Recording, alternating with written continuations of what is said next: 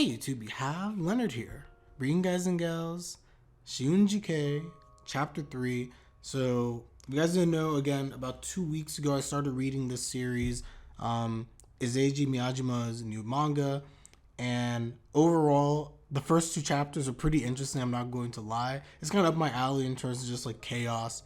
Arata, the main character, as you see right now, he's in a situation where he's struggling, all of them, quite frankly, all the siblings are struggling with this idea that they're actually not related. My personal opinion shouldn't necessarily matter because they've lived their whole entire lives thinking that they're family. So therefore, shouldn't be any issues, you would think. The only thing is the fact that if they, even during this time, were already catching feelings, and I think the way I described in the last chapter is that if they kind of already had some level of feelings for each other, and the sibling thing was just a guardrail where it was just like, hey, we can't do this. Now they take the sibling dynamic out of it. You have a situation now where potentially Kotono, who possibly loves Arata, who knows, now it's just like what's stopping them. So curious to see what's going to happen there. Follow me on Twitch, everybody, link to the description box down below where I'm doing the live reaction. Look at my chat. Go to sleep on the floor or on a bed. Bed, definitely bed. Me and the floor are not it. I don't like sleeping on the floor, not at all. To each their own though, of course. So you have Arata just like, Kotono, she's embarrassed that she's all up on him. Oh my. What will the hug given by the little sister do to their relationship? This is, oh my gosh, trash. It's trash. I could feel it. Oh, I could feel it, but I'm here for it. Let's go. Chapter 3, the eldest brother's wishes, or the eldest brother's wish. As shy as a little animal, our beloved 15-year-old sister Kotono Shiunji. We continue. The children of the Shiunji family. Miyajima Deiji, co-illustrator Yukino Deiji. Yukino Deiji. Is that his wife? Anyway. Nani? What do you mean? Don't suggest something so gross. Kekkon? Kekkon suru? And then Shion's just like, I'm just giving an example. Since we're not blood-related siblings, marrying each other will not be illegal. Flag. Massive flag right there. That's what I'm saying. That example is gross. What's going on in the head of yours, Shion? Are you always thinking of things like that? Okay. Absolutely not. I'm just happy to have such a beautiful and kind older sister like you. There you go. Saying something like that again. To be honest, it wouldn't be strange if Pervta, wow, she's so disrespectful to Arata. I'm not gonna, she's really disrespectful. I can't. To be honest, it wouldn't be strange if Pervta thought of things like that. He has been giving some strange glares lately. You're the one who gives him glares, if anything, as far as I'm concerned, but I digress. I get goosebumps just thinking about it. What would a boy like him, going through puberty, do when he is overtaken by hormones in his brain? He's like ... Last time, he also said something like, shouldn't you be wearing something more... So please tell him how disgusting that is every chance you get. When you are alone with him. Well, Shin-ni is a man after all. He's just worried about you. Oh yeah, about the incident with Kotono, okay, or we're gonna finally get into what happened. Okay, so we're finally gonna get what happened in Kotono. What actually happened back there? Eh? Translated into Ouka is doing a wordplay of I got that. I got that. Hentai and Arata. Oh, the game room incident. By the time we got there, Kotono was already being covered. Shion, you must know something about it, right? Okay. Well, I was forbidden from talking about it by Shin-ni. As one would expect, we don't think Arata is a sort of konoyaro who would jump on Kotono out of lust. The things we say about him are mostly jokes. Good. I'm glad, by the way, she's actually admitting this, because again, Arata, from everything we have seen, is nothing but a good man. He's simply a good man from everything that we've seen so far in the manga. He's like sharp senses. She said, I love you? Kotono said that to Arata? Honto desu ka? Arata said so. Your voice is too loud. Then what did Arata do? Someone might hear us. Of course, he said that he can't feel the same way. It's forbidden due to being siblings. But she didn't seem to care about what he said, which again, guys, goes back to what I was saying before. If in fact this is true about Kotono, then the fact that now they're not even technically blood related siblings, she's 100% not going to stop if this is the route that we're going where she actually does like him. She attempted to hug him, so he tried to stop her and ended up in that position. I'm speechless. Well, it is true that sometimes Kotono does something unexpected. I may be convinced by what you said. Tamaga, how do you say that in Japanese? My head hurts. Tamaga kirai? Itai? Whatever. My head hurts. But if everyone finds out, Kotono's feelings might get hurt. That's what Arata said. And this is why, again, Arata is a good man. This is truly why Arata, good man, respect him, love his character so far. Better version of Kazuya. But if that's the truth, isn't it dangerous? Because they aren't siblings? Well, this might be a misunderstanding on her part too. At that period of life, it's normal to confuse respect and affection with a person you love. I mean, I guess. That period of life, you're only 1 year older than her. Don't act like you're an adult. Ouka, One-chan, you're only 2 years older than her. Yeah, bud. Yeah, well, it's true. Does Shion like Ouka? I don't know, man. I feel like all the family relationships, I'm like, Shion, how do you feel about Ouka now? Nothing makes sense anymore. Everything is up for question. Everything. If she's serious about it, it might be a little dangerous now, exactly. And here we go. This is where it's about to go down. I don't know.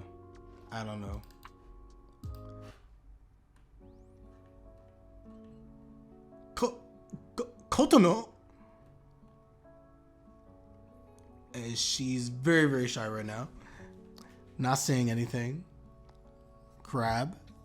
Chotomate. Oi. Oh no. Kotono. Don't do this. I love you. And Arata's just like, what do I do here? Like, what am I supposed to do? And he's blushing. And what are you saying? I already said that is impossible because you can't do it this time. This is the thing. That was the cop-out. You can no longer use the cop-out of we're related, because technically, given everything that's happened, she can just turn that back on you, the fact that we're not blood related. Nande? Tell me why. Squeeze. This is really awkward. Oh yeah. Arata just run. I think the best thing Arata could do right now is just run away. I wouldn't even want to confront this right now. I would just get out. Or look her. For those who've ever seen Hige wo Soru, this is actually a good thought. In Hige wo Soru, when I think about Yoshida, the main guy there, with Sayu, one of the things that he did very well in that series is in situations like this, he didn't try to just run away or things like that, contrary to what I just said. But he would literally face the individual and say like, hey, I'm not interested. I don't like you like that. I just want to make this clear. And he would just like move on from there. Like, state his business. Maybe Arata has to do something like this. I have searched for it. Siblings. Wait, what?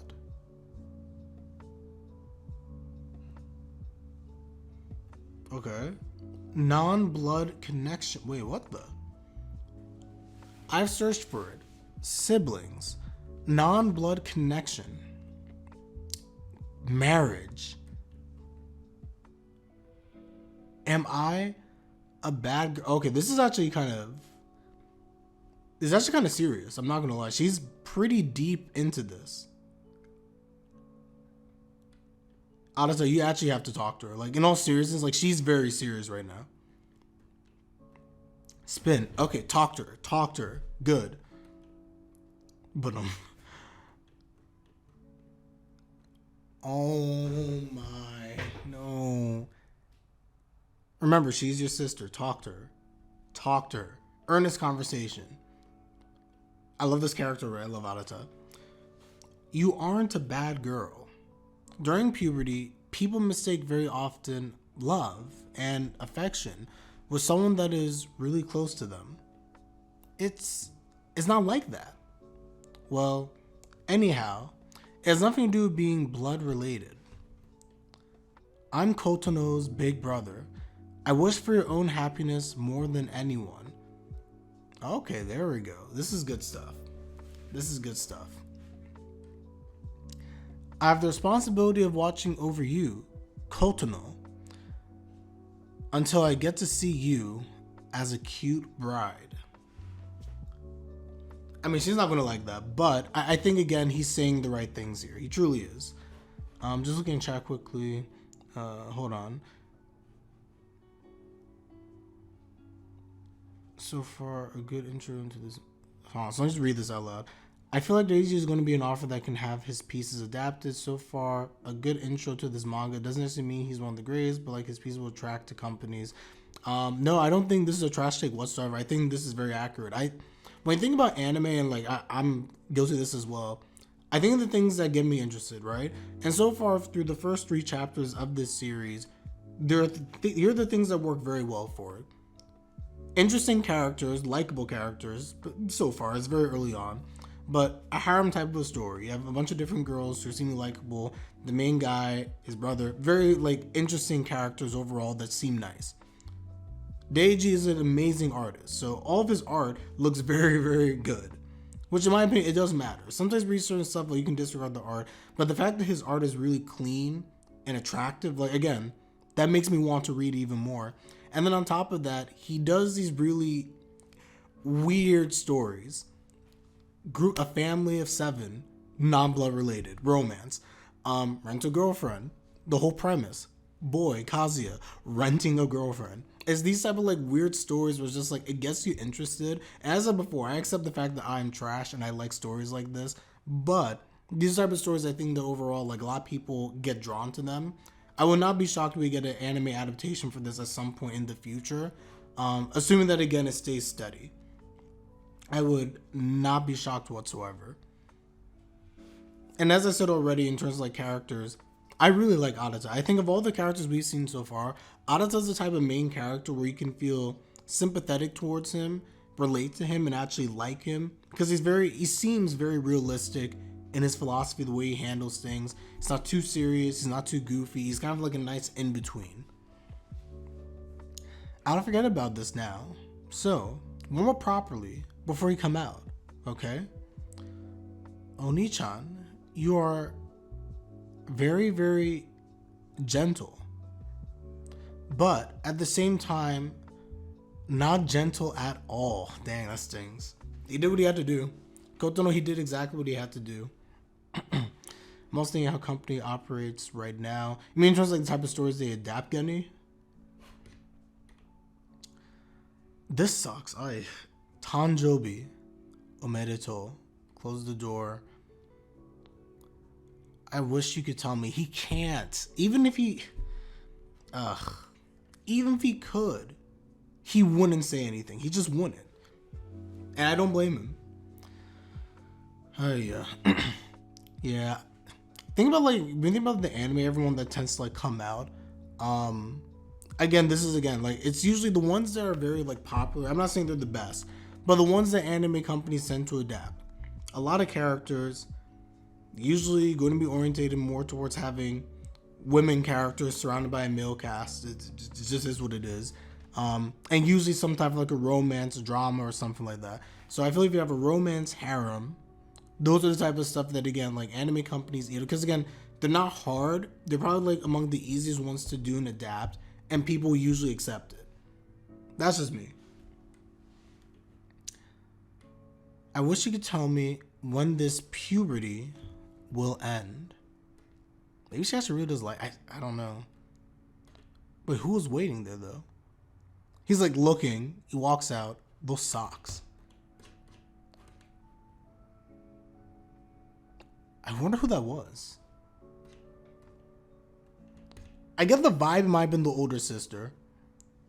Or Ouka. But I think it might have been the oldest. Nah, maybe it's Ouka. We'll see.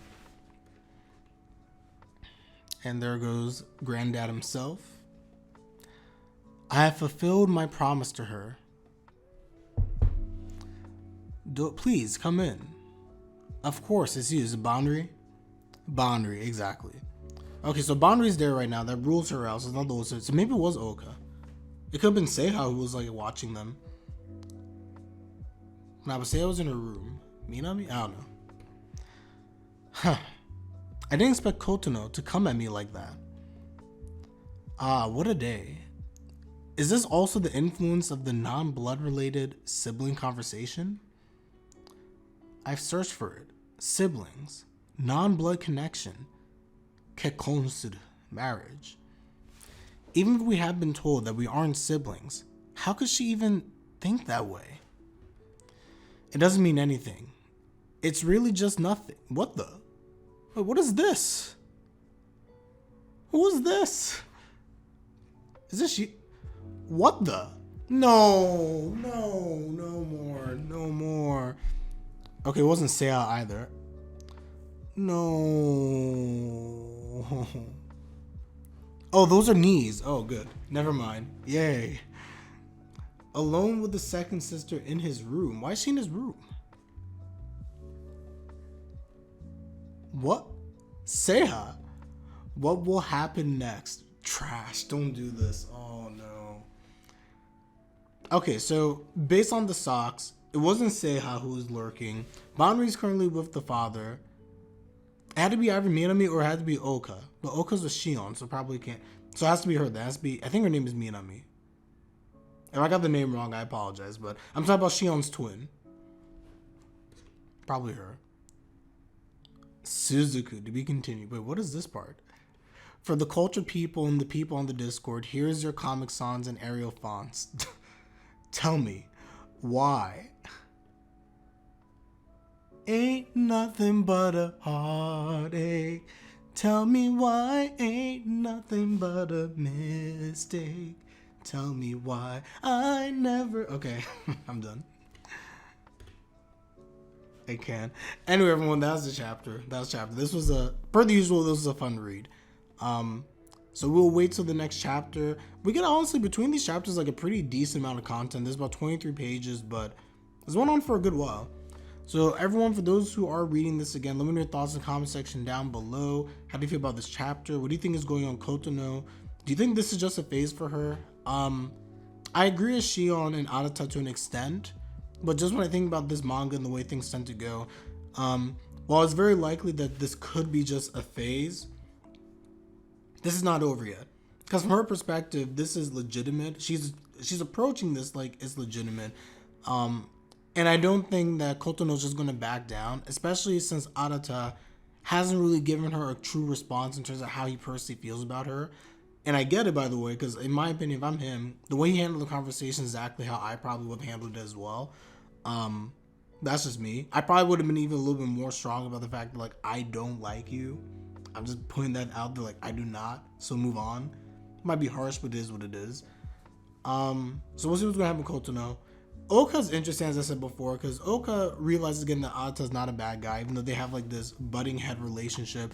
I'm really worried that Ouka is going to be the one who will end up making a move on Arata.